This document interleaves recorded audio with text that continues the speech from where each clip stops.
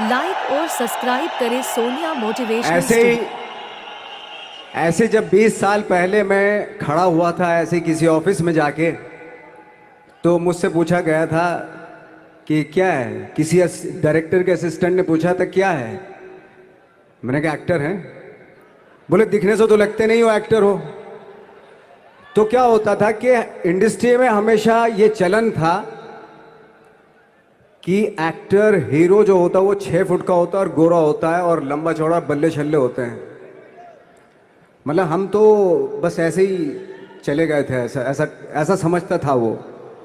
और शिप्रा, मैं ये आपको यकीन दिलाना चाहता हूँ इस चीज़ का कि मेरे खुद के रिश्तेदारों ने भी, जब मैंने उनसे इच्छा जाहिर की कि मैं एक्टर बनना चाहता हूँ, तो उन्होंने भी मुझे डीमोरलाइज किया कि पहले शक्ल तो देख ले अपनी। क्योंकि 5 फुट का छोटा पतला दुबला सा आदमी, काला कलूटा, मुझे खुद को पता नहीं था कि इंडस्ट्री में मेरा क्या हाल होगा। बट एक जिद थी, एक जिद थी। और हजारों लाखों, मतलब सालों साल से इंडस्ट्री में सिर्फ यही चलन था कि एक्टर तो, हीरो तो जो है ऐसा होता है। लेकिन इन सब ऑड सिचुएशंस के बावजूद भी गए। लेकिन एक चीज मेरे दिमाग में थी कि जो सब कर रहे हैं वो नहीं करना है, तो अलग क्या करूं, अलग क्या होना चाहिए। उसके लिए ट्रेनिंग की ज़रूरत थी, जो मैंने नेशनल स्कूल ऑफ ड्रामा में आके ट्रेनिंग ली। 3 साल मैंने एक्टिंग की पढ़ाई की वहाँ पे, और अपनी एक क्राफ्ट के बारे में समझा कि एक्चुअली इस पर्सनैलिटी में अगर मैं लोगों को इम्प्रेस करना चाहता हूँ, उसके लिए एजुकेशन की बहुत ज़रूरत है। या जो भी आप काम कर रहे हो उसमें क्राफ्ट, उसका एक्सपर्ट होना बहुत ज़रूरी होता है। ऐसे ही हवा में नहीं कि जैसे पहले होता था, अरे यार तो बहुत खूबसूरत दिखता, फिल्मों में जाके काम करना शुरू कर दे, ऐसा नहीं। किसी चीज़ को बारीकी से जानना, उसके लिए ट्रेनिंग की, एक्सपर्ट्स की, एक्सपीरियंस की ज़रूरत होती है। तो मैंने ट्रेनिंग ली नेशनल स्कूल ऑफ ड्रामा से, और 2000 में मैं पहुंच गया मुंबई। मुंबई पहुंचने के बाद जब हम किसी ऑफिस में जाते थे, आई थिंक उससे पहले चलन नहीं था बिल्कुल भी। हम लोग गए, जैसे मैंने बताया कि ऑफिस में खड़े हो गए, भाई हम एक्टर हैं, काम दोगे क्या। तो बोले पहले हुलिया तो देख अपना तू। तो ये हर बार सुनने के लिए मिलता था, और वो बात भी सही थी। क्योंकि उससे पहले कभी कोई आपने देखा नहीं होगा कोई इतना बड़ा, कोई इतनी सी पर्सनैलिटी का 5 फुट 6 इंच का आदमी, पतला दुबला सा मरियल सा, कि कभी ये इस तरह के लोग एक्टर भी बन सकते हैं, हीरो भी बन सकते हैं, स्टार भी बन सकते हैं। ऐसा चलन था ही नहीं। मैं कॉन्फिडेंट था बिकॉज ऑफ माई ट्रेनिंग। मैंने ट्रेनिंग ली थी और अपनी क्राफ्ट के बारे में बहुत अच्छे से जानता था मैं। और उस चीज़ का सिर्फ कॉन्फिडेंस था मुझे कि आज नहीं तो कल, कल नहीं तो परसों, या 10 साल या 20 साल या 30 साल, 30 साल के बाद नंबर ज़रूर आएगा मेरा। मैंने कभी भी अपने को टारगेट नहीं किया, टारगेट नहीं दिया मैंने कि अगर 2 साल ट्राई करके देखता हूं, उसमें अगर हो गया तो ठीक है, वरना कोई दूसरा फील्ड अपना लूंगा। ऐसा कभी नहीं। जिस चीज़ का पैशन होता है, जज्बा होता है, अगर आप दिल से चाह लो ना, तो पूरी दुनिया झुक जाती है उसके ऊपर। उसको पूरा करने के लिए पूरी कायनात एक हो जाती है कि इस आदमी की जिद के लिए, इस आदमी की जिद के आगे झुकना पड़ेगा। और पूरी दुनिया झुकती है आपकी जिद के आगे, लेकिन आपको जिद्दी होना पड़ता है।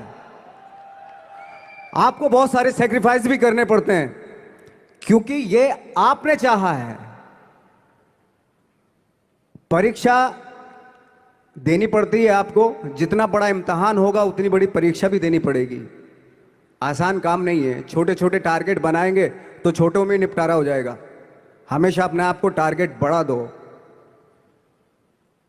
तो उसके लिए हमेशा अपने आप को अनकंफर्ट जोन में डालो कि जो इम्पॉसिबल है उसको पॉसिबल करने की शिद्दत, पैशन आपके अंदर होना चाहिए, वो हो जाता है।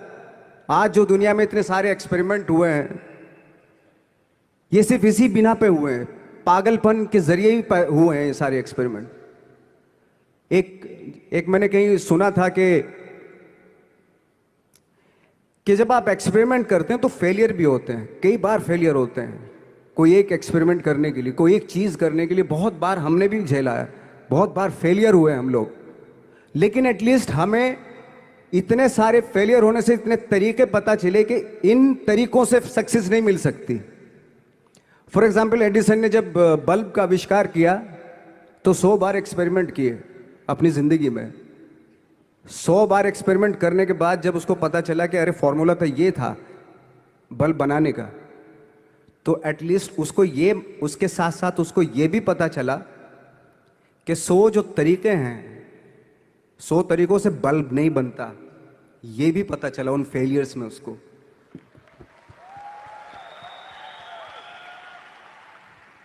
जब हम लोग मुंबई आए तो हमें मालूम था हमारे पास पर्सनैलिटी नहीं है, हमारे पास बैक नहीं है, या हमारे फादर दादा परदादा तो फिल्म इंडस्ट्री में है नहीं, हम ही हैं, तो हमें क्या करना चाहिए।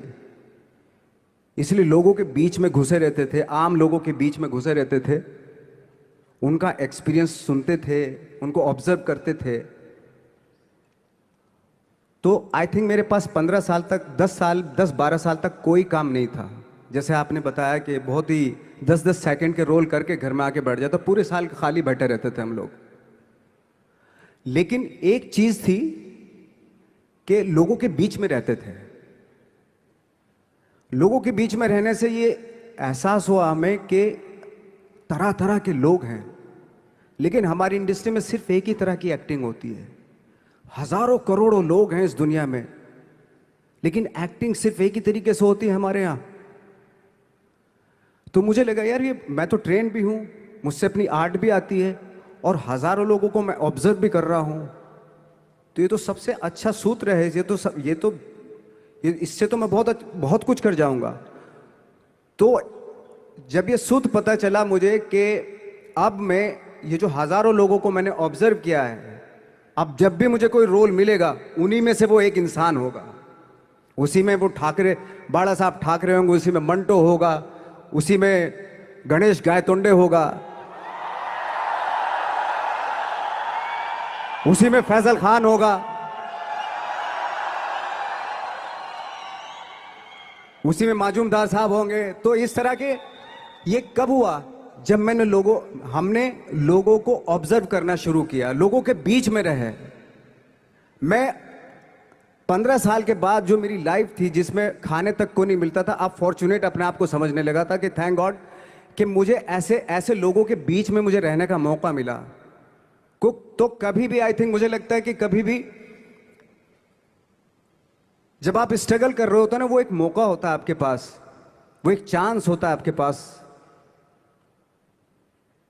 कि कैसे उसमें आप अपना ऑब्जर्वेशन, एक्सपीरियंस, जब आपको काम मिलेगा वो उसमें लगाएंगे आप।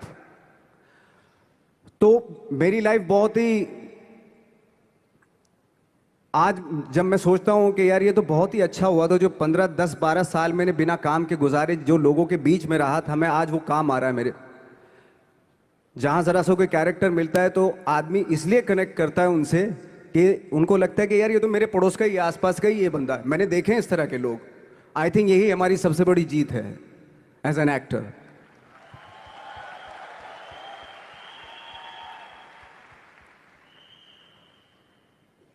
ऑफ कोर्स स्ट्रगल में बहुत सारी चीजें सेक्रीफाइस करनी पड़ती हैं, क्योंकि खुजली आपको हुई है, आप ही को मिटानी पड़ेगी। यू नो, आप जो आप हैं वो आपने बनना चाहा था, और अगर डिसअपॉइंटमेंट आ रहे हैं तो आप तो कंप्लेन भी नहीं कर सकते, क्योंकि आप ही ने चाहा था ये बनना।